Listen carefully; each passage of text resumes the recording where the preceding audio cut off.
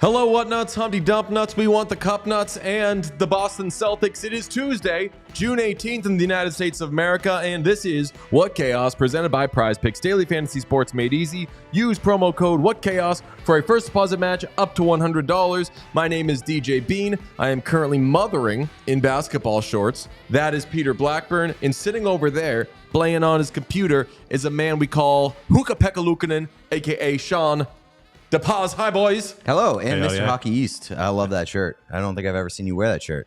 Whoa, that's a good shirt. It's getting to, like, can't wear hoodies and shorts heat. Oh, yeah. Because the Hunter hoodie was going to make an appearance, but then I looked and I saw it was 81 degrees at 10 in the morning. I was like, not today, Satan. I've got my my Barry Melrose shirt. Shout out to Bucci sending it to us. It's my Barry Melrose shirt. I was going to wear my Edmonton Oilers shirt, but I decided that I would make the debut on the stream tonight. We have a Game 5 stream tonight. Don't forget, be there around like 7:30 Eastern U.S. time. See us over there. Also, if you're here and first time, hit the subscribe button, please. Yes, I am wearing, while we're Stephen A. Smithing, I am wearing a Boston Celtics 2008 NBA Champions shirt. I was up for much of the night putting together the Edmonton travel vlog that will be out today. Really need to just have that shit out before the season potentially ends. I don't think it's going to end till what? Next Sunday or something? Monday. Next Monday? Yeah. They could play fast. Who knows? But I went out to get some provisions, meaning iced coffee and Lifesavers, and there was a line out of Dick's Sporting Goods, parents with their kids taking them to get Boston Celtics NBA champions merch, and I don't remember that being a thing when I was a child. You just wouldn't have been out. They weren't champion. What's that? You just wouldn't have been out. They were definitely like midnight releases for stuff. I did it for video games. No, I know, but they had those, like, I think that when teams won the championship, you could go at like midnight or overnight or something and get the first batch of it or whatever. But like, you probably don't remember that because you were fucking sleeping like a child. Yeah, I mean, when I was a child, there weren't championships, so there was also that. But what excellent behavior from parents! I loved it so much. We'll talk about some of the finals merch in the various sports in a little bit. But yes, congratulations to the NBA champion Boston Celtics. This I would consider myself a diehard fan. This is by far the least I've been invested in them in years because we've been doing hockey every second of every day, and I wouldn't change a thing, but it was amazing and bittersweet watching them win. Welcome to any new listeners, viewers, whomever it may be. We got the Stafford bump again. Jumped on Oilers now with Bob Stauffer yesterday. There were Congratulations. Thank you very much. There were technical difficulties because there was a storm in Florida, kept knocking Bob's line off. I thought that he was just hanging up on me, being like, he failed, not good enough. But it was a great conversation. Thank you so much to Bob for having me and for having Pete before. And what a great time. If you're coming here from there, welcome. We will talk a lot of Game 5 today. We're going to have Steve Peters, longtime Coyotes video coach, currently a video guy for the NHL on ESPN. He will call from Florida, break stuff down. Nobody sees the game like him. And really, nobody articulates the game like him. So we're looking forward to doing that. Tonight is Game 5 in Florida. The Panthers can win the Stanley Cup at home. Coming off the worst game of the playoffs, I would say that I did not have the Panthers being a candidate for being a participant on either side of the worst game of the play. Like I couldn't have even seen the Panthers smoking a team 8-1, let alone getting smoked 8-1. Yeah, I agree. Like they are the most kind of like composed both directions. They don't really lose big. They don't really win that big. They're pretty standard operating procedure guys. So that was very, very shocking. 8-1 scoreline. Not shocking that the Oilers were on either side of it. Absolutely no. We said on the bonus Sunday episode, we were like, so if that's the most lopsided game in NHL history, Cup final history, the Oilers had to be a participant. It's not. Oh, we have a late breaking. Has another one been played? Yes. No, the game 2 of Colorado and Tampa was 7-0. So it was the most lopsided victory of a team facing elimination. Okay. I believe was the exact stat. Okay. Well, or the most lopsided victory in Stanley Cup. I mean, it could be tied for the most lopsided. And 7-0 should get the nod over 8-1 because it involves a shutout. I think so, right? I would agree. Would you agree with that? Yeah. I don't think that's how it works. Most lopsided, it's spiritually still the number of goals spiritually. Spiritually, 7-0. But you said it wasn't, and then you used the 7-0 one as the reason it wasn't. So you were contending. Well, it wouldn't be the most lopsided. It would be tied for the most lopsided. All right. It's still the most, but I hear what you're saying. Yeah. Yeah. The Panthers, despite being smoked 8-1 in Edmonton, have still allowed just one goal at home this series. I know it's been a while since that happened, but we've all gone, Sean said this the other day, like we've all gone from what happened to Connor McDavid, what happened to the Oilers stars to in a span of 2 games. So he's going to win Conn Smythe no matter what. But it's easy to forget how stifled the Oilers were really just in game 2. Bob was game 1. Panthers were game 2. And now as it goes back to Florida for game 5, it's a question of, are we going to see, let's say, like a repeat of game 3 or a repeat of game 2? Because those are the 2 ones that were most kind of normal, where like Panthers, better team in game 2. Game 2 wasn't normal. Panthers were, it was a little more lopsided. It's like a perfect defensive game from Florida. So then what would you say was the most like normal hockey game? Game 3? Yeah. Where it was close. Petey, we disagree. Petey thinks that the Oilers were the better team in game 3. I'll trust him more than I trust myself all the time. But are we going to get a more normal game, or are we going to get one of the wild games that we got in, say, 1, where Oilers dominated and didn't score? Game 2, where Panthers just, as you said, played a perfect game, or game 4, where the Oilers murdered the Panthers like I've never seen murder before? I mean, I don't know. It'd be a fool's errand to even try to guess at this point, because even the wild games are like unpredictably wild in which direction that they'll point. Like you could say there's going to be a wild game, but you don't know who it's going to be for. If I had to guess, I'm thinking that both teams will kind of be on their A game, and we'll see a game more similar to game 3. But who the fuck knows at this point? I mean, the safe pick, the SpongeBob font logical pick would be that the series ends tonight. But it has been... That's how I feel. But the Panthers just can't get out of my head. The Panthers haven't been enough better than the Oilers. Like this series, what do you think this series should be? I'm going to do a massive cop-out and say 2-2. Yeah. Petey will probably argue it should be 3-1 for Edmonton. I disagree with that. I think Oilers game 1, if Bob isn't God tier. Yeah. Panthers for sure tie it 1-1. Then they go up 2-1, and then the Oilers tie it with the blow in game 4, 2-2. So you think the Panthers? So you think the Panthers should have won game 3? Yeah, because the Oilers were assholes in the second period. Yeah, I think that game is such an either or. I go the same way. I'd say that it should probably be 2-2. But there will be no wild games. They famously missed the playoffs. I was going to make that joke. The wild games are never wild. They're usually pretty boring. Interesting. True. Unless they play the Oilers. I remember earlier this season, Wild played the Oilers, and they had a great game. Also, the Wild played in a game that had like 15 goals. Oh, they played like the most wild game of the regular season, actually. And that was the only one worth watching.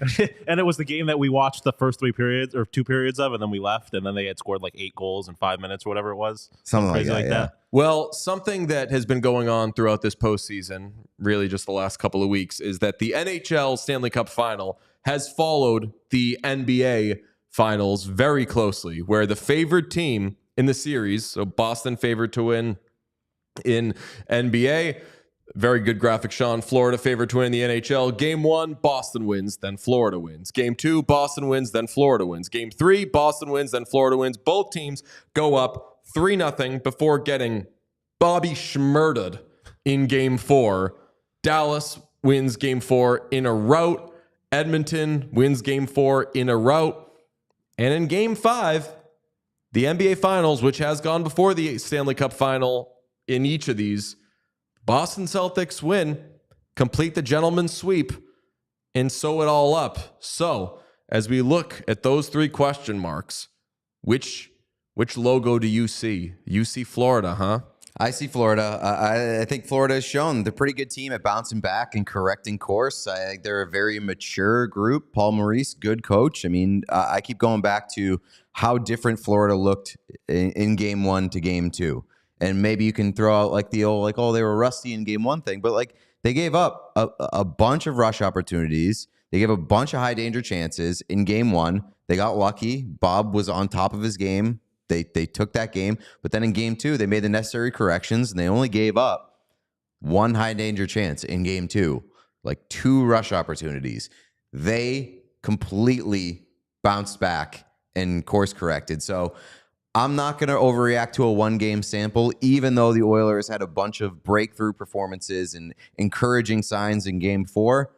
What's the sustainability of it? I don't necessarily know if I buy into it being very sustainable. Thank you for bringing that up, because I was starting to say that earlier and lost my train of thought, where the last time the Panthers got their ass kicked in this series, they came back and were incredible and played their best game of the series. I think that tonight, I said yesterday, tonight is going to be the hardest game of the series, because the Panthers should be shaking in their boots as they heard Connor McDavid say, we're going to drag your bitch asses to Alberta. I didn't think it was good language on Connor's part, but it's what he said. I'm kidding. It's not what he said. But do you agree with me that like the Panthers should really, really, really, obviously it's a Stanley Cup, you want to win at home, etc. But like, should the Panthers be looking at this with, let's say, capital U urgency? Like all caps urgency? No, not all caps urgency, because you build up a 3-0 lead so that you have that runway to make some mistakes. Maybe 2 of the next 3 at home, you just got to win 1. Right, exactly. That's a pretty lengthy runway still. They've got 3 opportunities, but, and not saying going back to Edmonton is like a guaranteed victory for the Oilers, but fuck if you don't want to do that if you're the Panthers, especially like because it's a clinching game. You're bringing all the family, like you're bringing so many people with you, and it's just like such a letdown when you have the opportunity to end it and then have to go the longest anybody's ever traveled in a Stanley Cup final back to Edmonton, back to Alberta, which is going to be a gauntlet, going to be a party. We know that those people get up for the Cup final games. Avoid that at all costs, for sure. I'm so tired of Pete talking about the distance between Florida and Edmonton. So now I think like the distance with distance. The distance does matter Pete, now, they're in the because you're same dragging league. other people into it. Like if I was a family member and I was in Florida, had like the promise of maybe going to the boardwalk, going to the elbow room to celebrate the Cup title, and then you're telling me that I have to go to fucking Edmonton. I have Over to fly 5,000 miles away. all the way to Edmonton in order to do that after I was already in Edmonton for Game 4. I'd be pretty pissed. Tell you what, right now, somebody says, Dave, you can go to Fort Lauderdale, you can go to Edmonton. I'm going back to Edmonton. Yeah, of course you are. You're an Edmonton icon. Edmonton is great. I saw a comment on something that we did that was like, DJ is thriving in Edmonton and Pete is so mad about it. And I didn't consume like every second of everything that you guys were doing while I was gone. I really, really, really got such the opposite impression that I didn't know. Like on the stream, were you like, "What's this fucking guy doing?" I got a lot of support off you. I felt like FOMO at the most. FOMO at the most, and mainly like, hey, I kind of want him back here. Yeah, for the sake of we get to watch the game together. Yeah, but I was rooting for the Oilers to win so that you would come back. Watching the game with you, like getting to kind of jump in a la carte. Like again, the travel vlog is coming, but when Darnell Nurse scored, and I called you guys as though there was an emergency. Well, the best part about that was that like you were 35 seconds ahead. So anytime we got the call notifications, we were like, something happened. But I like that. I feel like you called in enough where it was not like a guarantee that it was a goal every time you called in. So I was still like on my toes a little bit. Pete was Kris Jenner with the phone, with the camcorder. Yeah. Oh, you go, girl. When I was editing the vlog for the Darnell Nurse thing, I called in and I was just like putting to make, because it was so loud. I was like, Darnell Nurse, Darnell Nurse, Darnell Nurse, Darnell Nurse. And one of you was like, you can't just say Darnell Nurse. Like you could do if you were like Leon Draisaitl, just like he's about to do something sick. Yeah, you say Darnell Nurse. Who knows? Yeah, you're like, is it 8-7? Did his head fall off? Yeah, no, God, that was such a great, amazing moment. But you were saying that you don't do a capital U urgency for the Panthers, Sean? I said not all caps. Oh, all caps. Capital U, lowercase r. Yeah. I'm still all lowercase. It's still urgency because it's the cup final, but it's all lowercase. I feel like you do. Do you want to use fucking SpongeBob font, Sean? Is that what you're saying? No, I don't know what that means. To be honest, yeah, the alternating capitals. It's like the mock urgency. Oh, right. Yes. For people that think the Oilers have a chance, I want to use that towards them. All right, that's I'm not worried about. I'm not worried behavior. If the Oilers win tonight, they have a chance. Yeah, but I don't think they're going to. So I don't think they're going to either. Yeah, but I will say, don't let them win tonight. Don't let them win. That's where the capital U comes from. Then the capital U will show up. It still won't be all caps, but there will be a capital. Do we have a new meter in town? We do. Sean, do we have a new meter? What's the meter? Does DJ have a stat about Sergei Bobrovsky a meter? It is 100%, and it is yes. What's the stat that DJ has, Sean? Whoa, it's Sergei Bobrovsky career in Stanley Cup final road games.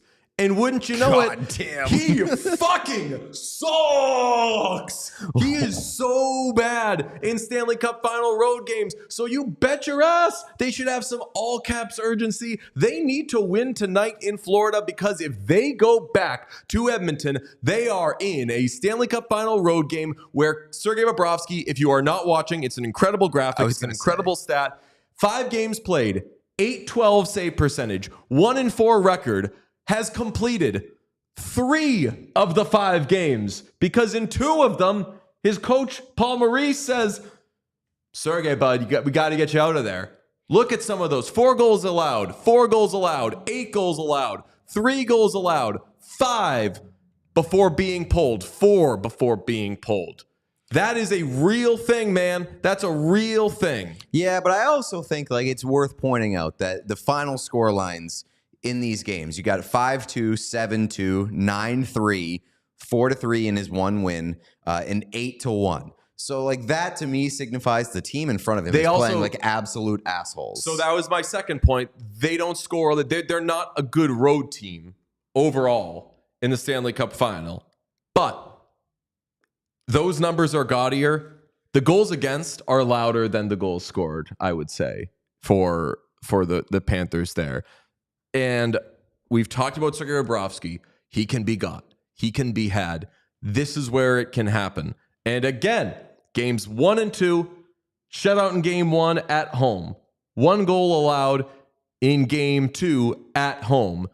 It was the worst goal anyone's ever fucking allowed in their lives, but 1 goal allowed over 2 games. That was like some 2013 Tuukka-esque numbers. Yeah. So if he's then he lifts up that big trophy tonight. And maybe he still even gets the Conn Smythe, even though he doesn't deserve it.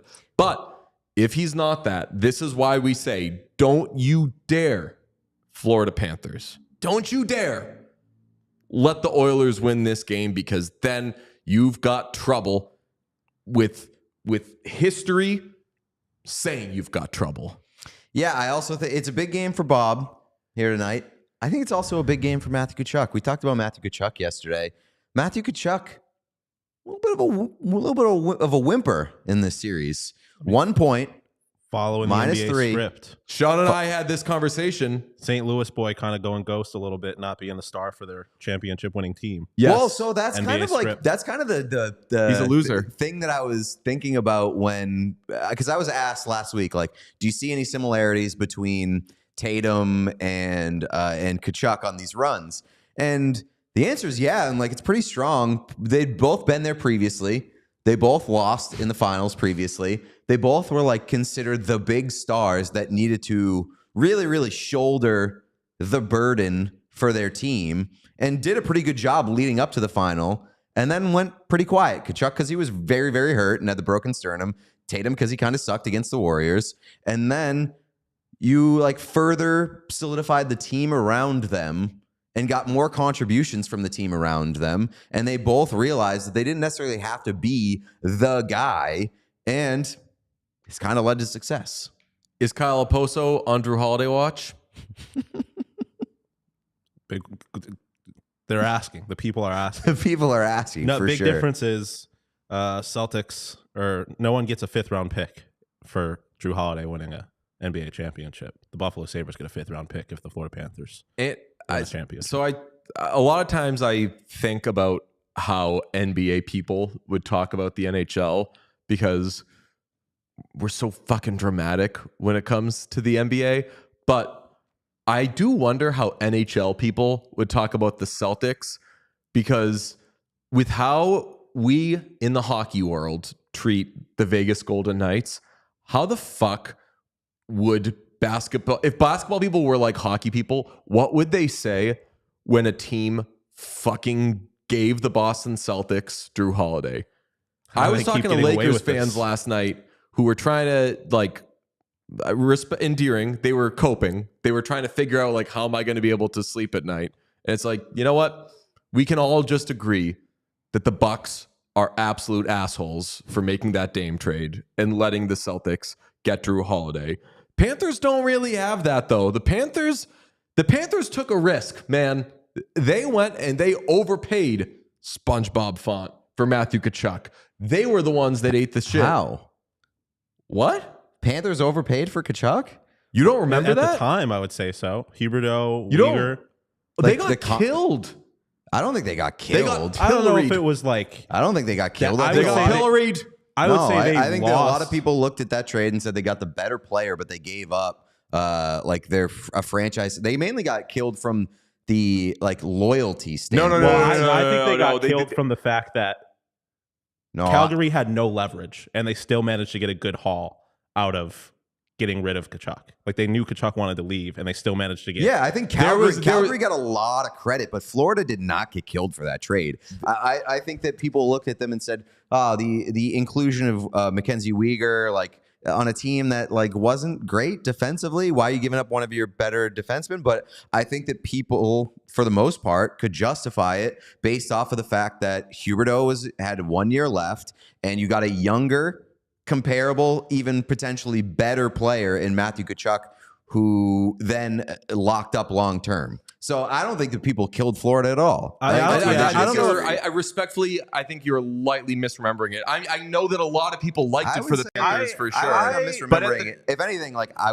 was deeper into hockey than you were at that time. It doesn't matter. You could still misremember something. I definitely don't think that I agree with misremember Pete. it. I don't think necessarily that Florida got killed for it. I think just generally the reaction was, I'm shocked that Calgary was able to get this much when they didn't have leverage. So I think it was more a surprise that Like, great job, Brad Tree Yes. Living, because And you made that- the best out of a shitty situation. And the other side of that is Florida. How did you have to give up so much to get Tkachuk? But I agree that I don't think necessarily the narrative was grilling Florida more. congrats. Okay, Calgary. I think we both probably dug in too deep on our sides. I'll settle on what Atlanta Gamecocks said. I don't remember Florida getting killed, but I feel like the narrative was definitely leaning in the Flames' favor. Yeah, I think for that reason. But where the people were there like, was no man, how did the leverage. Flames do this well given their situation? I remember that, but I remember like Huberdeau straight up, I would understand because you got to get something back for him. But how did they get Uyghur as well? That's there. Yeah, okay. And we're splitting hairs now, but it goes back to the original point. Like they made a trade that people considered a risk, and a lot of people were saying, I wouldn't have made that trade if I were you guys. And they earned their way there. They weren't handed anything. We got Petey on standby, so let's bang out a quick ad read before we get to him. Today's episode is brought to you by Prize Picks, Sean. Mm-hmm. Yes, Prize Picks is America's #1 fantasy sports app with more than 5 million members. It's the most fun and exciting way to get in on the action. While you watch your favorite sports and players, you just pick more or less on 2 or more player stats for a shot to win up to 100x your cash. With Prize Picks, you could turn $10 into $1,000 in a simple game watching your favorite sports this summer. You can make a Prize Picks lineup in as little as 60 seconds. Way shorter, even. Yeah. I saw something today. I got an alert this morning that if you bet, I don't know if I'm just a lucky person or if everyone got it, but if you create a slate of $10 or more, you get like 3 $25 free plays because it's like it's the NBA championship after party. Wow. You're not, sorry to say. I don't want to be. I'm not selfish. I don't want to be special. I want everybody to get it. We got it. Earn three $25 protected plays. Join us in the after party. Enter $10 plus on in lineups today to qualify. What's today? Wow. Guess Stanley what? Cup Final Game 5. Stanley Cup Final Game Count 5. us in. So you just need to pick more or less on 2 to 6 player stats projections, and you are locked in. It's America's #1 fantasy sports app with over 5 million active members. And get this, the members are people. They're not sharks. It's not, they're sharks. They're people, not sharks, but you're not playing against people. You're just saying, here's what I think is going to happen. And then the DFS gods say, all right, let me break you off a little something. That's how it works. Download the app today and use code WhatChaos for a first deposit match up to $100. That's code WhatChaos for a first deposit match up to $100. Prize Picks, pick more, pick less. It's that easy. It's also, we're very quickly approaching official summer. I know we had this discussion, when does summer start for you? I feel like we're already in summer. Some people would disagree. It starts in 3 days when it's summer, probably. Interestingly, you know that I have a very liberal interpretation of the season. He plays it fast and loose with seasons. I would think for you that summer would just start after hockey. Spiritual summer. Spiritual summer starts after hockey. Like my So it's not summer yet. No, but like I think the season is summer, but like my summer doesn't start until after hockey. But I think the actual summer is already upon us. I know this can be confusing because it's not actual summer either. It's summer for other people. It's not summer for me yet. Fair enough. Even though it's not officially summer for anybody because that's on June 21st. But you can get ready for summer, or if you believe like I do that summer's already upon us, you start diving in with some Shady Rays Florida, because Shady. Huh? If you're in Florida, it's summer all the time. That's true. Shady Rays is an independent sunglasses company offering a world-class product rated 5 stars by over 300,000 people. Their shades have durable frames, crystal clear optics, making them the perfect choice for all outdoor activities. We use them. We love them. DJ loses them, but guess what? That doesn't matter. That doesn't matter. Because if your shades ever go missing or take an unexpected hit, you don't have to sweat it because they have the most insane protection in all of eyewear. Every pair of Shady Rays is backed by the lost or broken replacement case, which means that if you do not take care of your sunglasses, you lose them, you break them, they will replace them with a new pair worry-free within 30 days. There's no risk when you shop. The team that always has your back with personal and fast support is Shady Rays. So exclusively for our listeners, Shady Rays is giving out their best deal of the season. Head to shadyrays.com and use code AC35 for 35% off polarized sunglasses. Try for yourself the shades rated 5 stars by over 300,000 people. Shadyrays.com using code AC35 for 35% off polarized sunglasses. Let's bring in Steve Peters from PHNX from ESPN. He's in Florida. Coors Light six Buddy, I must start by saying I didn't realize until after a few days ago in Edmonton was our first time actually meeting, and I was way too casual about that. You came in during the show, sat next to me. I gave you a little tap on the shoulder. We had our conversation. Then you had to go. I didn't react nearly excitedly enough. You know, for us spending both of us 3 days in Edmonton simultaneously to not have another meeting was really disappointing for me personally. So, DJ, yeah, I'm excited, thrilled, happy to meet you. I'm glad we had our moment. Just wish we had more. And after Game 4, I assume you joined in the honking, the party, the parade. I would assume you were right in it. I was on my way to the airport to catch a red eye. Oh, wow. I would not have wanted to being on the streets was a lot of fun. I would have not wanted to be on the roads because a lot of people honking horns. A lot of people just had like reserve orange cars because during the day, I did not see people driving around orange cars. After the game, streets filled with orange cars, people beeping the horns. There was a fire truck. A fire truck was straight up celebrating. It was so unprofessional. It's a first responder, first to respond to the victory. Yes. But it was. I had a big city moment though, DJ. So I was in a hurry because I had to catch a plane. So I'm going down the streets quickly, and you saw how crammed, like the streets are cramped. There was a young man wearing an Oiler jersey coming right at me. And I'm thinking streets of New York. I'm thinking, dude's going to knock me out. Like, I'm literally going, I'm getting knocked out. Like, this is it. Thanks. It's one of those random acts of violence. Dude just high-fiving me. He was just celebrating the win. And it scared I looked at the people I was with, and I said, I swear to God, I thought he was going to knock me out. In the streets of Edmonton, just flat out laid me out. I had the wrong colors on in the gangs of Edmonton. I don't know how it works there. But no, he was just celebrating along with everybody else. It was amazing, DJ. So I'm sorry we didn't get to catch up again. Are you going back for Game 6? Game 7 in Florida. So keep that place warm for us. We will be there for that. But man, I knew as soon as you said there was a guy coming towards me, I was like, that guy wanted one thing and one thing only, and it was hand. He wanted your hand. They high five so much. Did you notice that? Everybody was high-fiving at a rate I'd never seen before. Cops, dogs, fucking Disney princesses. Everybody was just out high-fiving.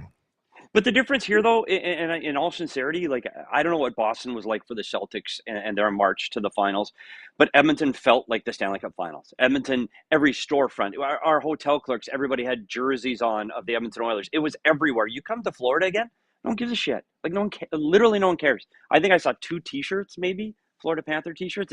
It is just a disappointing vibe here, and I know it's spread out. It's Miami, it's Sunrise, it's Fort Lauderdale, and Edmonton just embraced it. I wanted to feel that, so I'm so glad that we got to see what that was like, and I see what it was like for them to win there. It was really cool. It was a cool experience. I don't want to go back. I don't. I'm sorry. It is a daunting travel day. I know what it's like to get from Boston to Edmonton, but from Fort Lauderdale to Edmonton, it's just you can't get there. You just can't get there. How many layovers? Well, it wasn't bad this time because that's why I took it. I was supposed to go to Nashville to Atlanta to here. This time the red eye was just Edmonton to Atlanta. However, you cleared customs in Atlanta. Have to get your check bag, go through customs, recheck your bag, go through security, and I had an hour and 10 minutes. I got to my gate and they were boarding group 4. It was a little tighter than I would prefer. No bathroom break, no extra water, but I made it. I was at the beach by 10. I wanted to ask you because I know that you were dreading the travel at the outset of the Stanley Cup final, and I knew that heading into Game 4 with a potential sweep, you were rooting for it for the sake of travel. And I know that a lot of the writers and a lot of the media were probably rooting for a sweep. They're just loudly. Like, let's just fucking get this over with and let's go home. Yeah. How much fear was struck into your heart by the Edmonton Oilers and their dominant performance in Game 4 as to maybe that this will become a series? It's interesting because Edmonton was so much better, and they did the things they needed to do to be better. And we talked about it several times on the show. We talked about Edmonton had to use their speed to beat the Florida Panthers. Florida Panthers tight gaps. Edmonton had to get behind them, and they did it over and over. They had 10 scoring chances off the rush in Game 4. They had 13 in the first 3 combined. It wasn't even close. Like their ability to use their speed to get through the neutral zone and go through the middle of the ice was absolutely elite. I talked to some people at the Florida Panthers coaching staff, and I said, is there any concern? Do you have to change your game to handle that speed? You have to back off a little bit. And they said, we're not changing a thing. Playing the exact same way. And to me, it's like, like if Edmonton can get on their horse, chip off the wall, and just chip and chase, we may see the same thing. Like, and that's the fear. Like the playoffs is about adjustments. Edmonton made adjustments. Their defensemen, the puck was on their stick on the breakouts. It was gone. Like they fired it hard, rimmed it, like it was gone. They did not hold the puck. And Stuart Skinner started 3 of their 8 goals, started on his stick. Quick play. He didn't screw it up behind the net, made the play. He made the play and he created 3 goals. So I think their defense getting rid of the puck quickly, that second player making a play off the wall, and it just was 2-on-1, 2-on-1, 2-on-1. And Florida had no answer. Yes, they can do that again tonight. There's no question they can do it again tonight. That's Edmonton Oilers hockey. So now we're seeing Edmonton Oilers hockey versus Florida Panther hockey straight up. So who's going to be better? This series could be 2-2. Honestly, it could be 3-1 Edmonton right now, if not for Bobrovsky. So this is interesting. This could be a series. And someone on our plane yesterday said, and we almost threw her off the plane. She said, "I want to see this go 7. I want to see it go 7. Buddy. I want to see the Edmonton. Like this is historic if Edmonton can come back and win." I agree. I'm glad, by the way, that you said it could be 3-1 Edmonton, not because I feel that way, but because like 8 times on this show already, I assumed you felt that way and kept putting words in your mouth. Yeah, no, but it is. It is, and it's Bobrovsky held him in. But here's the concern we bring about Bobrovsky. He's given up 5 goals 3 times now in the playoffs. He's 4-1 after a loss, and after giving up 5 in the other 2 games, it was 1 the next game and 2 the one after the Rangers. So again, can Bobrovsky be Bobrovsky again?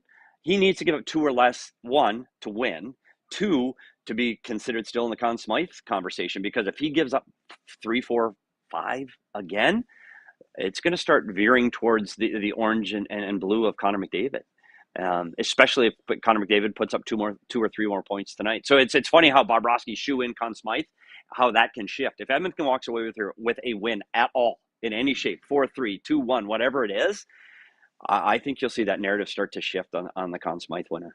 Petey, can you see the graphic that we have up right now? I can.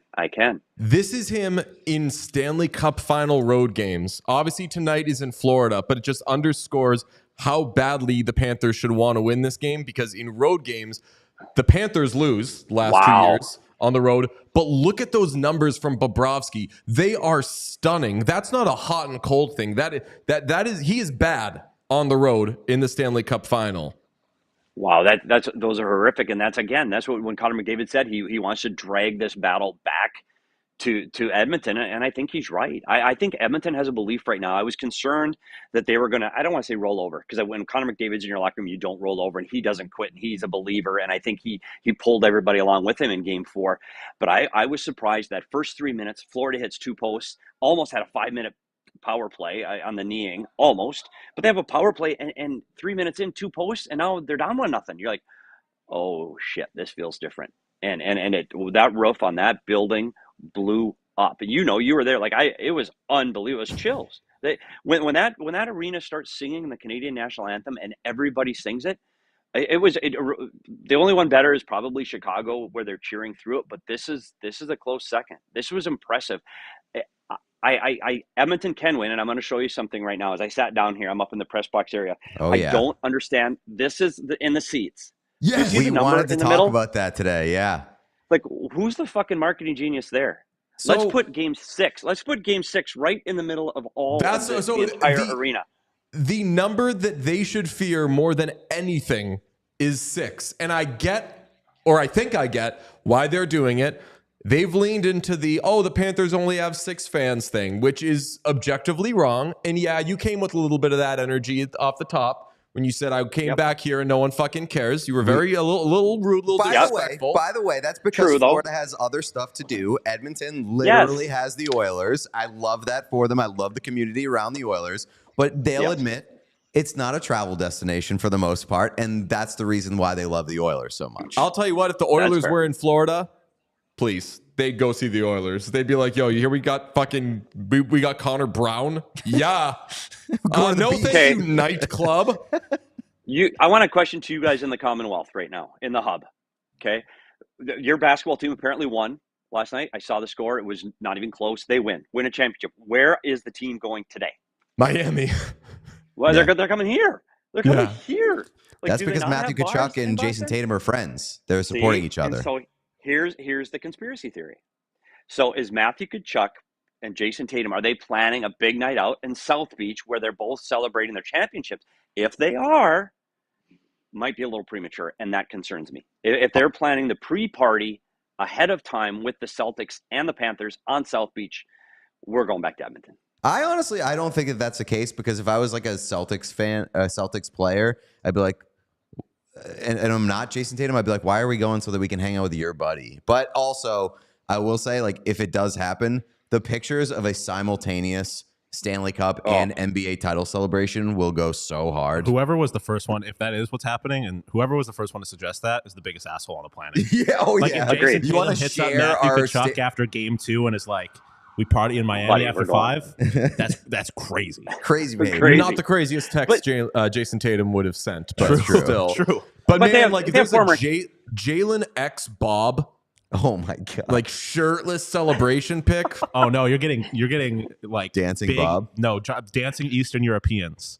Kristaps and Bob. Yeah, I know Bob. Oh yeah. Oh my god, I didn't even think about that. The Tingus and South Beach. Tingus X Bob. Entire Florida Panthers. Yeah, amazing. Yes. I'm in. I'm in for that party. I will not be anywhere near that party again because I'm 56. I tried to go to the Elbow Room last night. Like, I'm too old. Like, I'm just too old for that. You guys, I assume, have been to the Elbow Room at one point I love the Elbow in your Room. illustrious careers. Yeah, I walked in and go, what the fuck am I doing here? Like, why am I here? Like, this is, I'm looking, Paul Bissonnette bouncing off the walls, and I'm just like, I gotta go. Like, this is just, I gotta go find a quiet Irish pub, which is what. But anyway, my travel vlog involves a lot. It is no Tootsies, and then I left and got all dressed chips from the vending machine. But DJ, did you go to Sherlock? DJ, did you make the pilgrimage to Sherlock Holmes in Edmonton? No, I did not. I went to a few spots, but not there. Kraft was right across the street. You were there. You were literally right there to the iconic Sherlock Holmes is the NHL stop of Edmonton. You were right across the street, and you missed it because I was in bed. I will tell you what, you were at the Bubble. You were at the Bubble, correct? I was at the Bubble. Yeah. So my friend Pat there was one of like the 8 people that were in the building when the Lightning won the Stanley Cup, because he was working in the building. Wow. And he was like, this oddly is not my first Stanley Cup final game here recently. I was here for the Canadians and Lightning. I was like, oh, that's the coolest thing in the world. Imagine being in that like big old empty place. Unreal. Yeah, it was a different experience. Edmonton was completely different then. We didn't have the celebrations and the Edmonton fans that we did this time. I do feel horrifically bad, DJ, that we did not get a chance to, our paths did not cross. And again, everybody got to remember, like, everybody's working. Like, people have jobs, and it's not just like, hey, we're all going to go hang out. So maybe at the draft, maybe. Yeah, I mean, since starting What Chaos, any of these trips, I'll speak for all 3 of us, has been way more work than it's been, okay, sure, I'm going to go show up to availability, dick around, and then we all get to go and have dinner and go for drinks or whatever. Like, basically, it's been, you go, you try to make something, then you edit that thing yourself, and you spend time, like, working around the clock. So I'll tell you what, though, I think I said this on the show yesterday, a lot of the other quote-unquote like makers and content creators out there were the same exact way. You'd stop at a place at the end of the night for like maybe one, and then everyone would just be talking about all the shit that they got to do. And no one unhappy to do it, but it's that grind set mentality. We're built different. Yeah, it definitely was. I was, so we would have to set time aside at the draft and at least talk about something maybe other than hockey. So where does this do go in Vegas, though? Oh, I'm ready. I don't know where I'm staying yet. Do you guys have your accommodations set? With all done, we might reallocate that budget. We have like some scraps left of our season budget, and we're deciding, maybe we use this on a Game 7 trip if it comes to that. So can you explain the picture that you took with Paul Bissonnette the other day? Yeah, I mean, Paul Bissonnette, former Coyote, former Coyote. So he just happened to be in our hotel lobby as we were walking out to dinner, and Paul just happened to be there. And it's funny because he's a guy that was able to he was one of the first players on Twitter. And we told the story last night. We reminded him of, he almost got benched over Twitter. We were at the Fairmont in Winnipeg. He took a picture of the water bottle for $8 and he said, "Are you fucking kidding me, Fairmont?" Tweeted it.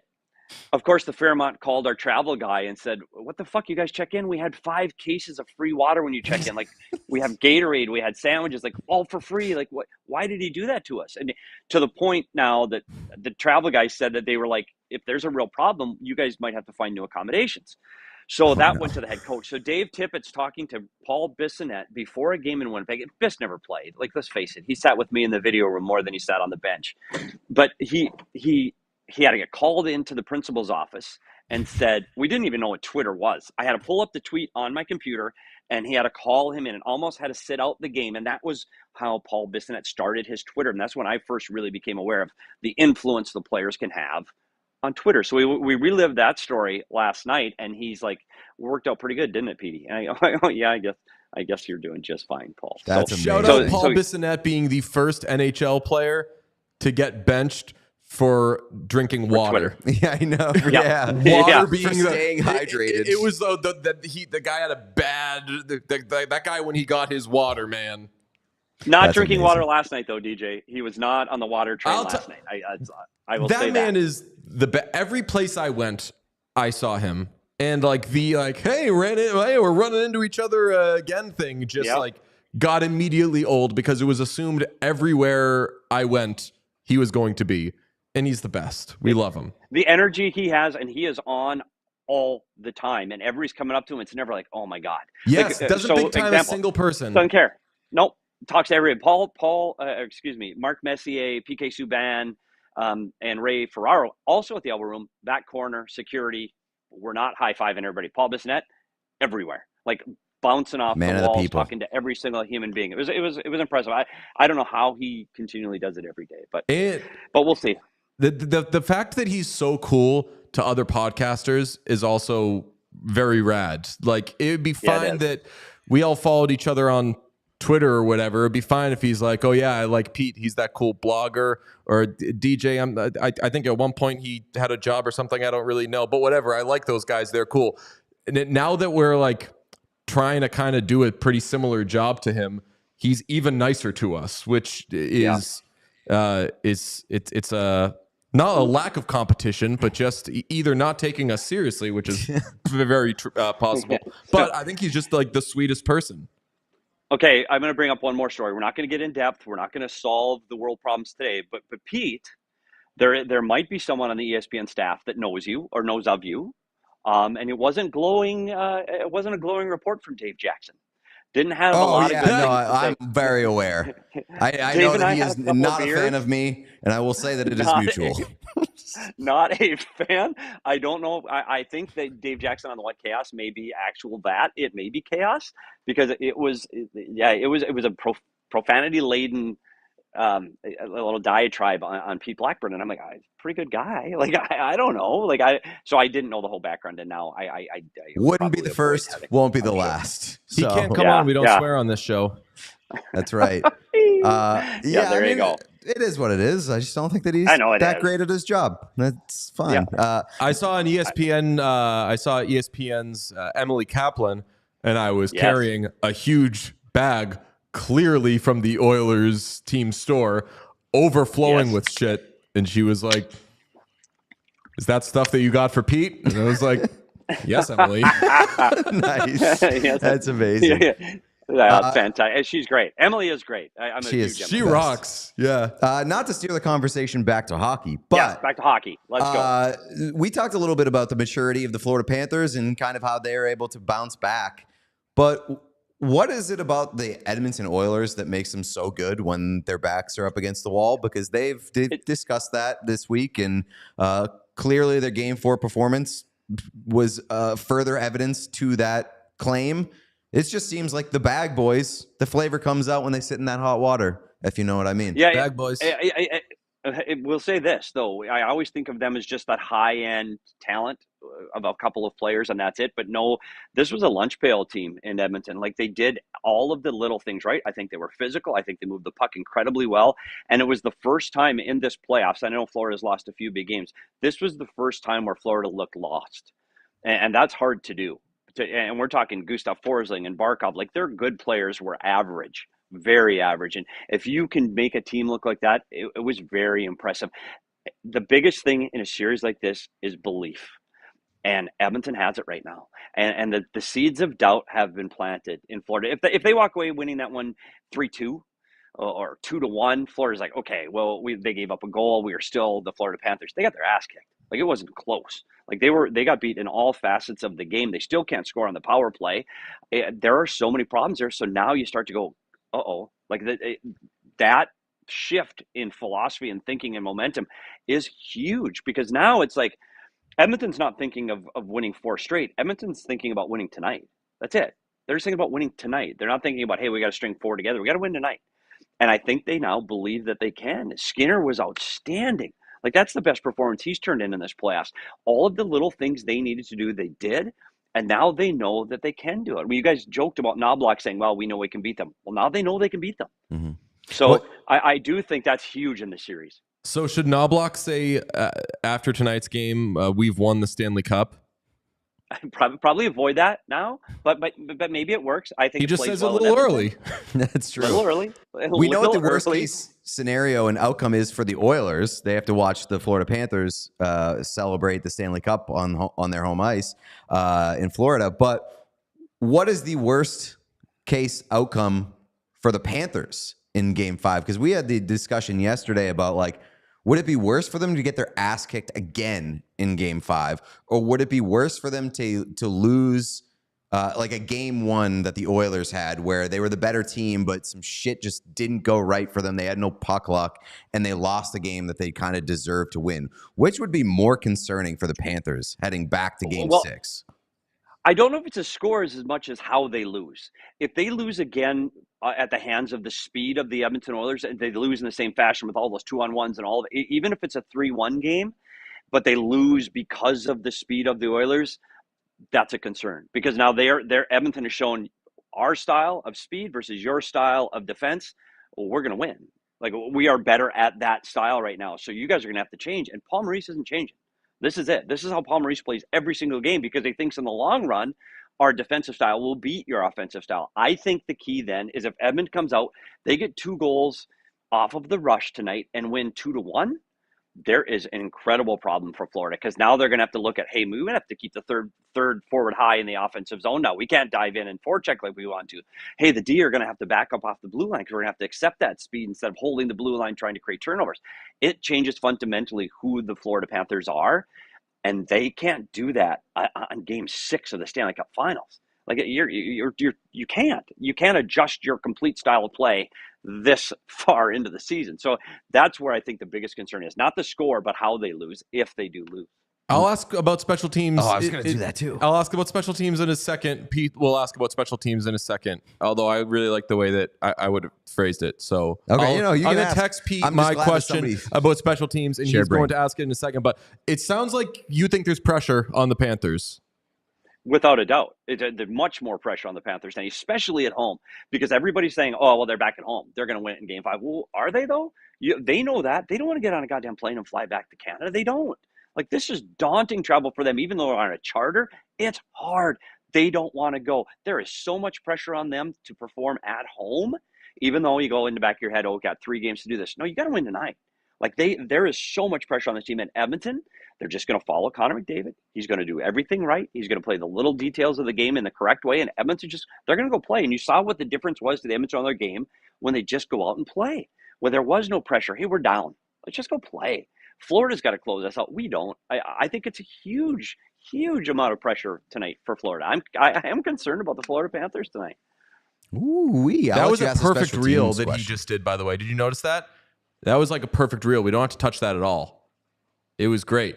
No vocalized pauses. clean. It's not going to have any shelf life. It's not going to have shelf life, but what are we going to do? Just fucking die because there's a game tonight? We're in the fucking content business. We got to churn shit out. Petey, excellent. Do you want to phrase? I can phrase it for you. Or? I mean, you seem excited about the phrasing.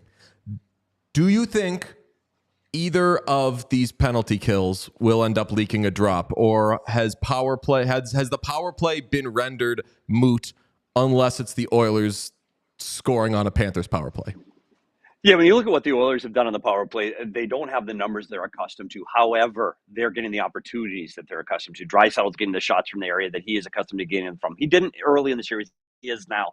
McDavid's getting opportunities. Nugent Hopkins has him off. He had a couple of shots great low in the zone. Hyman has kind of disappeared a little bit. But overall, the Edmonton Oilers power play is getting opportunities. Florida's is not. Edmonton does not allow that puck in the middle of the ice. They can't get the puck to Reinhart. They can't make the back play to Verhaeghe. There's just no way to get the puck from one side to the other against this Edmonton Oilers penalty kill. So when you look at these two power plays, Edmonton's still getting the chances. It's Bobrovsky that has been better. And game 4 wasn't. They did get a power play goal, but it wasn't. It was inconsequential, really, the little scrum in front of the net. So of the two power plays, Edmonton's has been much better. Of the penalty kills, Edmonton's has been much better. So I think they win the special teams battle again. If not for Bobrovsky in game 3, I think they get 2 or 3 power play goals in game 3. So the special teams is a huge story, but surprisingly, the Edmonton penalty kill has been as elite as their power play has been. They get the check mark on both sides of the special teams. So you do think that's coming? Because I am not counting on the Oilers to score on the penalty kill. You said that Hyman's been rendered kind of useless. The Panthers sticks, I've said it a fucking billion times, and it's gone back and forth. Like game 2, they were a lot better at saying nothing's getting to the middle of the ice. A little more of it came in game 3, but I think I'm just kind of resigned to the Oilers might not score goals on the power play, and if they don't, isn't that kind of overish? And they've been getting looks, like you mentioned, but Draisaitl is clearly off and is not scoring on and not executing on those looks that he would very much score on during the regular season. So, like, honestly, are we at the point where, like, it doesn't matter if they get looks, they might not score on them? The concern here with Draisaitl, and we've talked about it here internally, I don't know if you saw that when you were there live, DJ, but there is a concern that there may be an injury there. I know Stanley Cup injury reporting is just, you're non-existent. There is some question about Leon Draisaitl's health and where he is at physically because multiple he is not injuries. Playing. Yeah, he's not playing to his abilities. I think on the power play, the only way they're going to succeed is when you see Connor McDavid coming behind the net and climbing that right circle. That seems to be the way they've been able to open up space, is when McDavid takes the puck. Like he said, we're going to play playground hockey. He gets the puck and he just skates around in a circle. And everybody chases him and shit opens up. That's what opened up for him in game 3 by him climbing that right circle. I anticipate that again, but you're looking at the Draisaitl shots. So over the last 3 games, he's had 3 shots from that spot.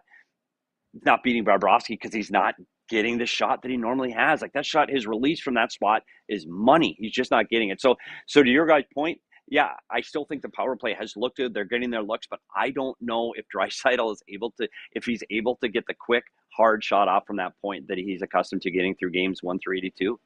Yeah, I was watching the points. I was like, do you fucking do you put someone else there? It sounds ridiculous. It's hard. But that's what they did with Kane, right? Like Kane eventually had to sit out. Have we heard if Kane's playing tonight? I'm not. I'm just. I have not seen anything, but he's in the kind of awkward. It's a healthy scratch, but he's hurt. But if he were just fucking playing better, he'd be playing hurt, which like Draisaitl's doing. It is more performance than anything else. And you've started to see some of those other lines, like that second and third line, start to hit. So I may not mess with that if I'm Chris Knobloch for the sake of I don't think he goes back in when tonight. Healthy-ish has not been great. But you know what, man? If you're like, there's been moments where you're like, damn, hey, Vladimir Tarasenko, wouldn't it be great to have one of those moments if you're the Oilers? If you're like, oh, Mr. Kane, thank you for joining us, because he's kind of moved himself onto that list. Not with like the Evan Rodriguez's that we talked about earlier, where it's like, who's going to be the guy that's going to break out, et cetera, et cetera.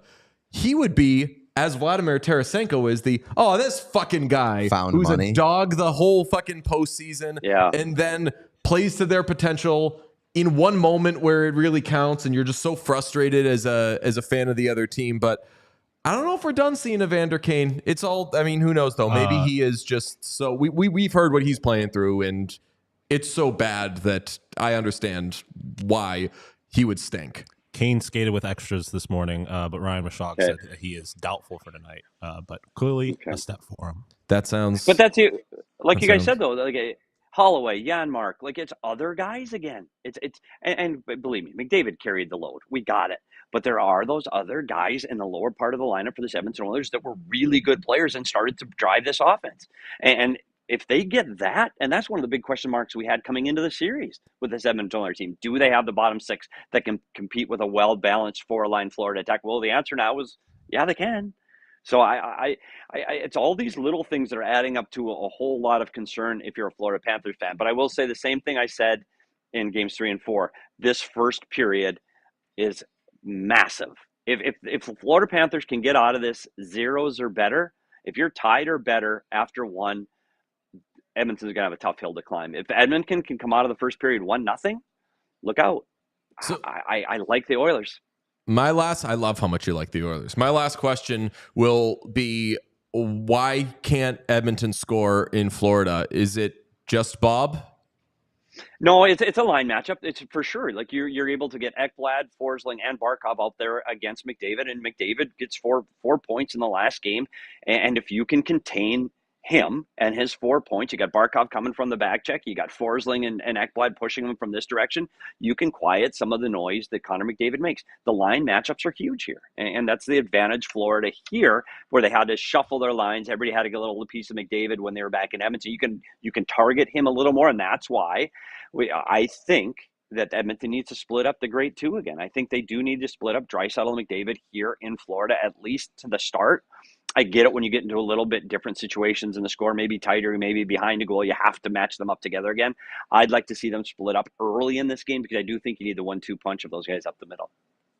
So if you you like the Oilers, do you think the Oilers win tonight? I don't. After all that. I really don't. I think Florida wins at home. I talked to their coaching staff this morning.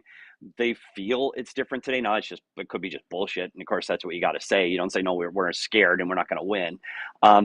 I really believe, and I do think it's going to be Tkachuk. I think Tkachuk's going to be the key to tonight, whether it's physical, whether it's on the offensive side of the score sheet. I think Tkachuk makes the difference tonight. He hasn't done that yet to where you've gone, okay, he put the team on his back and carried him. I think tonight's that night. And I do think Bobrovsky responds better. I don't think he's giving up more than 2 goals tonight. If he can be Bobrovsky, I think this ends 3-1 for the Florida Panthers with an empty netter. That's what I'm going with. The power of friendship. Matthew Tkachuk finally gets through after seeing Jayson Tatum. If the Panthers win, who do you think gets Conn Smythe? Do you think it's Bobrovsky? Do you think it's Barkov? Or do you think McDavid gets it no matter what? I think it's Bobrovsky if he lets up 2 or less. If it's 3 or more, it's Barkov. And I think for McDavid to win it, this has to go at least 6. Yeah, I think it's Barkov, but I agree with the McDavid thing. It can't be in 5. No, it can't be in 5. If it goes 6 or 7, even if they lose, it's McDavid. Can I ask a question real quick? Yeah. What do you think about the coaches? Because you obviously have had a lot of different coaches that you've played for or have worked for. I mean, Tocchet and not your words, but I think someone widely regarded as a pretty bad NHL coach in Wayne Gretzky. But you have like 2 very different kinds of coaches. Knobloch is very stoic, and we got Johnny Jokemaker in Florida. Like, what do you think about their coaching styles? How do you think these teams respond to these situations? It's funny because they are the right coaches for the right team. And Paul Maurice is a guy, and again, I've asked players, I talked to OEL, Albrecht Larson, a long time about it. They love their coach and they believe in the system that they're playing. And that's a key. If a coach has a system and I'm not going to bring up names, and on another show, we'll do that after a few beers. There's guys that don't have a system. They just don't. Go play harder. Dave Jackson, when you can say it. When you hear a coach, when you see your coach come out and say, hey, just go play harder. Oh, look at that. Why didn't we do that earlier? I don't know who did that, but brilliant lighting guy. The lighting guy just showed up. But that kind of coach, and I think Paul Maurice believes in a system, teaches a system well. Players believe in him. I think he's a very good coach for that group.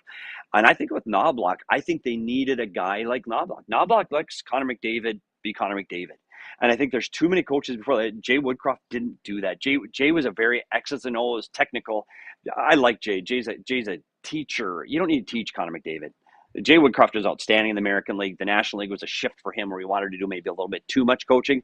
Chris Novak lets him play, and he lets the big guys play. And if you got a happy Connor McDavid, you got a really good Connor McDavid. So I think their styles are different, but they're appropriate for the teams that they're coaching. I think they got the right guys behind the bench on both teams. Again, though, when it comes to X's and O's, and I think it's just an experience thing, I do have to give the nod to Maurice. But he's a stubborn guy, and he's not changing right now. So it's interesting to watch the dynamic. I really want to see Paul Maurice win a Stanley Cup. Do you like all of Paul Maurice's joking at press conferences? I don't. I don't.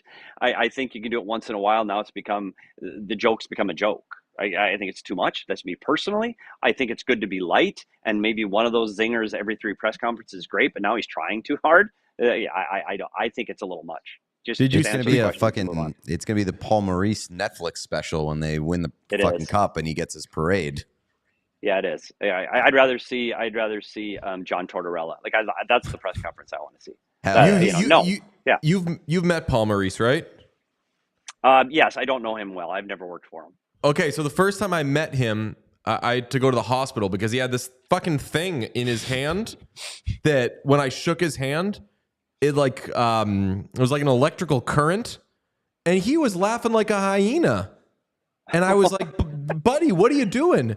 And he said, and I was like, "Need a minute." I sat down, and there's like a fucking it's like a red fart bag, and him and all his cronies were laughing their heads off. Not good guys. It's a bad coaching staff they have there. Making fun of you. Well, there's a video guy there, though. Jamie Compound, former video guy, will be his 3rd cup. One with LA, one with Chicago, and now potentially with Florida. So Jamie Compound, former video guy, the St. Louis Blues. We were compatriots at the same time. He is potentially going to win 3 Stanley Cups, and I'm talking to you guys. Petey. So who has a better life? Tough break. I do. I have a better life. That's right. No, we love you so much. This is way better. Everybody loves you. They're always so happy when you join us. Thank you so much for coming on with us, as you always do. We will see you in Florida. And I would just like to say thank you. Thank you, Game 4, because it feels so good right now to be talking about hockey and the games instead of, I don't know about you, in between Games 3 and Game 4, I was having more conversations about Leon Draisaitl's contract and all of these and like free agency with hockey people because like that's what they want to talk about. I did not want to fucking talk about that shit. And right now we're still talking about the cup final. I'm a hockey guy. I'm not a numbers guy. Don't care. Draft. Haven't seen one player play. Don't know. I have not one game. I don't know. Celebrini, I heard, is the guy. But after that, can't even pronounce the name. So HK. Oh, Sean, have you told him about HK? We can do that. You do it off air. HK. I don't know if I have. I don't use it as much HK without you. But we are going to bring HK to the What Chaos show. HK. It is one of my favorite terms. Is that who I was going to say? I know that's going to be who cares. Yeah. Okay, it's that's what I thought. Yeah, HK. Who care? But we'll get into the story on it at another time. You're the behind best. The scenes story. Thanks, guys. I really appreciate having me on. If we don't end up using our travel budget for Florida or the draft, we're just going to use it to like bring you to Boston. Hang out with buddy, us. I'm in. Let's go to the hub, the Commonwealth. I'm in. Yes, amazing. We love you so Thanks, much, guys. Thank you. Appreciate you guys. Have a good one. We'll see you at Game 6. Yeah. Yes. All right. So he really likes the Oilers a lot in the way that they're playing, and he has big "don't you fucking let them win" vibes. And he also thinks the Florida Panthers win Game 5 at home. Mm-hmm. That, in all sincerity, makes all the sense in the world to me. Because if the Panthers are going to win, it should be tonight. Agreed. Good luck going forward if not. We got the Celtics championship hats. The bar has been set for championship merch. And we don't know if we're going to need to see championship merch tonight or in a few days or what. But those hats... I said that people were lined up at the sporting goods store. I saw some guys walking out of the store, and I said, "Any of you guys get the hat?" One of them took it out of the bag. He said, "Yes, sir. This thing's hard as a motherfucker." And I said, "Like physically or like I know. Spiritually?" I was like, "Oh, you can't curve it." Well, I mean, famously, the snapbacks do have too much structure sometimes. Yeah. Where it's like, this thing is not going to give at all. It only looks good. It looks very stupid on my head. Yeah, I can only pull it off if I have like long, flowy hair. Yeah. When I got short hair, I got no use for those fucking things. Yeah. But Sean, if you could throw that back up. That looks so good. You say the bar or the standard has been set. I say it already wins. There's no fucking way that Fanatics is going to come up with something that even comes in the zip code. Well, of this Peter, thing. by comparison, yes, Fanatics is tasked with making the NHL champions hat. This is the most recent hat they have made for the Stanley Cup final. Oh my God. So it's kind of like an either or. They're both really good. To be honest, this picture is hilarious because when I looked at it for the first time, my initial reaction was, you Photoshop this to make fun of Fanatics. Like, I thought you had just taken a picture of a random gray hat and just remade it because It looks like a rendering. that's how basic it is. It absolutely looks like a rendering. It doesn't look like a real hat. I'll just say, this is a cool championship hat. If I see you wearing this in public, I'm going to think you're goofy. Oh, It is come way on. You want too to call many- me a slur? Goofy Yeah. is, if goofy's a slur, then yes. It is. There's too many. There's too much going on here. You didn't win a championship. You don't need 83 Larry O'Brien trophies on your hat. You didn't win a championship? What? You're saying that fans can't wear the championship hats because they didn't win the championship? No. I mean, That's crazy behavior. No. You can wear a championship hat, but like that is like, it's a goofy hat. It's cool, like on the court after a championship because you're not there for style. You're there to celebrate the fact you won a championship. Outside of that, it's like style wise, it's a goofy looking hat. Sean, if you weren't fucking mothering your face off in that Hockey East shirt right now, I would roast you. I do some. Who do you think you are telling people what to wear and everything? But brother, you look clean. Yeah, I mean, I don't think I'm wearing that. I'm You wearing know, anything that special. he chose this fit so he could get off some takes about think championship gear. I look particularly good right Sean, now. you look unbelievable. I don't know about all that, but I appreciate it. DJ, by the way, this is a big week for DJ hyping up his co-host looks because called you handsome? he Oh, yeah. said on Bob's show yesterday, he said Pete is handsome, and I logged onto Instagram like a couple hours later and just had a bunch of Oilers fans following me. So shout out to DJ. I love that we text about everything because we wouldn't have known this otherwise. You texted, I don't know if you put in the group or what, but you were like, a bunch of Oilers fans just randomly followed me on Instagram. And I was like, oh, like 20 minutes ago, I called you handsome. It's unbelievable. The real Stauffer bump. We were talking about, he introduced me. He was like, all right, there's next guest. There's a show called What Chaos. It's very funny. They make hockey fun, blah, blah. We bring him in, DJ Bean. And I just said, this is very important to me, Bob, and you know it. And he was just like pause. And he was like, you guys, man. At first, like when we first met and you were with Pete on the elevator, you were like gushing over me. I thought I was being punked. Thought it was a prank. Didn't really get it. Wasn't sure what was going on. And I said, I was like, you know what? I was like, I don't know why, but the fact that like Pete is like a clean, handsome guy who probably had like a nice little smile on his face as we were doing it. It probably was unnerving. It was like, what is this? And that, I mean, people in Edmonton heard that and they were like, all I need to be horny. Let's go. Edmonton, famously, pretty horny place. I did see the woman, the boobs woman, Miss Lady, put out a video explaining why she dumped him out, and It was a very Oilers one. It was a very unnecessary explainer. Yeah, it was probably like the Oilers one. Yeah, Fan. yeah. And I also found out that she follows me on Twitter. So, Really? Yeah. Like anyway? Yeah, Or I would assume. Yeah. wow. Just a big hockey fan. Well, Very not really. passionate about I'll have hockey. to see if she follows me. Oilers fans follow That's me. true. That's Let's see if she really knows oil. She probably she follows you if she knows puck. But if she knows Yeah. oil to the point where clothes are disrobed, that's you got to follow the. I can't believe that she had to put out like a. Well, she didn't have to. I can't believe she felt the need to put out a statement to be like, yeah, I did it. So what? I'd do it again. Amazing. Did we say yesterday the cropped shirt that Biz wore? That's in the Pro Shop Wars video. I may have cut it from it actually. When I saw that shirt, I was like, oh my God, this is a guaranteed I am buying this. And then 1 second later, I saw the peach thing and I was like, I'm getting this peach thing. Peach thing was probably better. Sean, you want to like vacation somewhere kind of cool so we can wear our Oilers sweatshirts? Oh, like physically cool. Yeah. I thought you meant like cool. Let's just South Beach cool. we can even just like go get ice cream in Maine Sure. tomorrow night. Yeah. That cool for you? Yeah. Off night. We'll go to Maine, wear some sweatshirts, look at the water. It could be the most off night, unfortunately. This could literally be the last day of the season. Oh no, please. Tomorrow is a Stoff night. It is because we're gonna have 82 Stoffer on the show to preview Game 6. It is 82 degrees in Portland, Maine right now, so it's not necessarily. It's on the water though.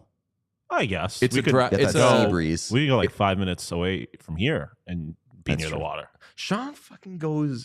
You've lived here for fucking 2 seconds, and you are actually teaching us. I'm still aware of about where it. I was water is. gonna do that, like, and you're trying to tell us, like, you're successfully telling us that there actually is water in Boston, which we didn't know. But big game tonight. We're gonna be streaming.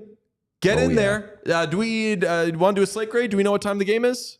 Oh, Yeah, I mean, we haven't done a slate grade in forever. Yeah. Don't worry about it. But what time is the game? Is it 8:30? It is 8 o'clock. It's 8:20, I believe. So we'll do a puck 8:20 drop. should be puck 8:20 drop. puck drop. We'll do about an 8:20ish puck drop. So we'll go live on the stream at what, 7:30? Is that what you Yeah. boys we've been doing? recently, Yep. It'll be a good time. Did you ever tap in Laz for Game 4? By the way, No, he was going out. He said he would tap in from a bar, and I said, "Don't worry about okay. it." I was afraid that I cucked him. No.